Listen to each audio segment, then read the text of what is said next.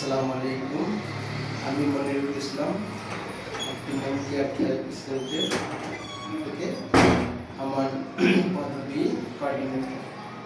আজকে যে বিষয়ে আমি কথা বলতে চাচ্ছি, বাচ্চাদের ইমপ্রুভমেন্ট এবং বাচ্চাদের সাথে কীভাবে কাজ করলে বাচ্চাদের উন্নতি আরও ভালো হবে সেই বিষয়ে। আমরা যেহেতু স্কুলে কাজ করাই, স্কুলে যেগুলো কাজ করাই আমাদের প্ল্যান অনুযায়ী বাচ্চাদের যে সকল দিকে দুর্বলতা থাকে দক্ষতার ক্ষেত্রে, সেসব ক্ষেত্র নিয়ে আমরা কাজ করি।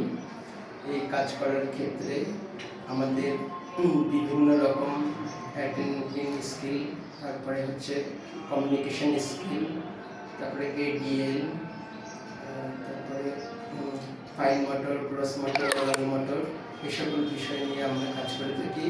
এছাড়াও একাডেমিক এবং বড় বাচ্চাদের, যেসব বাচ্চাদের বয়স 12 বছর, তাদের ভকেশনাল এবং ছোট বাচ্চাদের ভকেশনাল কাজ করে থাকি। এছাড়াও স্কুলের পাশাপাশি থেরাপি সেশন এবং থেরাপি যে বিষয়গুলো থাকে সেই বিষয়গুলো বাসায় আসলে কাজ করানো। স্কুলে বাচ্চারা আমাদের কাছে কিছু সময় থাকে, কিন্তু বাসায় বেশি সময় থাকে। সেজন্য সকল অভিভাবকের কাছে বিশেষ বিনীতভাবে অনুরোধ থাকবে, তারা যেন স্কুলের পাশাপাশি বাসায়ও কাজ করে। স্কুলে কিভাবে কাজ করায় সেটি জেনে বুঝে, এবং থেরাপিতে কিভাবে থেরাপি স্যাররা কীভাবে কাজ করাচ্ছেন সেসব কিছু কাজ বুঝে নিয়ে যদি বাসায়ও করানো যায় তাহলে ভালো হয়। কেননা এই বিশেষ শিশুদের জন্য যে সকল সমস্যার সৃষ্টি হয়, দেখা যায় যদি স্কুলে কাজ করার পরে গিয়ে যদি বাসায় না কাজ করে, তাহলে পুরোপুরি 100% ইমপ্রুভমেন্ট আসে না।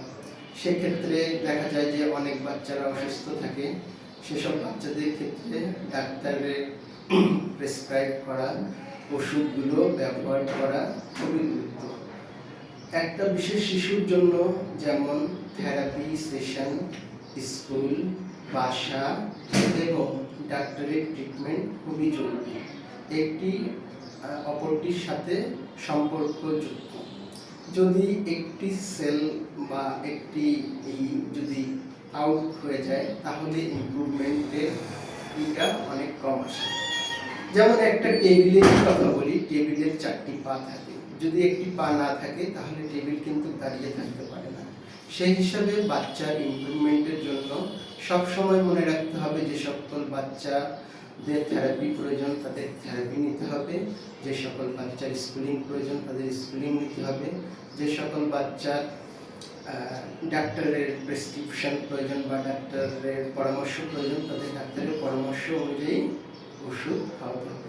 সর্বোপরি আবারও বিনীতভাবে অনুরোধ করব প্যারেন্টসদেরকে, কারণ আপনার বাচ্চা থেরাপিস্টের কাছে 45 মিনিট থাকে, স্কুলে খুব বেশি হলে 2 থেকে 3 ঘন্টা থাকে, আর বেশিরভাগ সময় কিন্তু আপনাদের কাছে থাকে।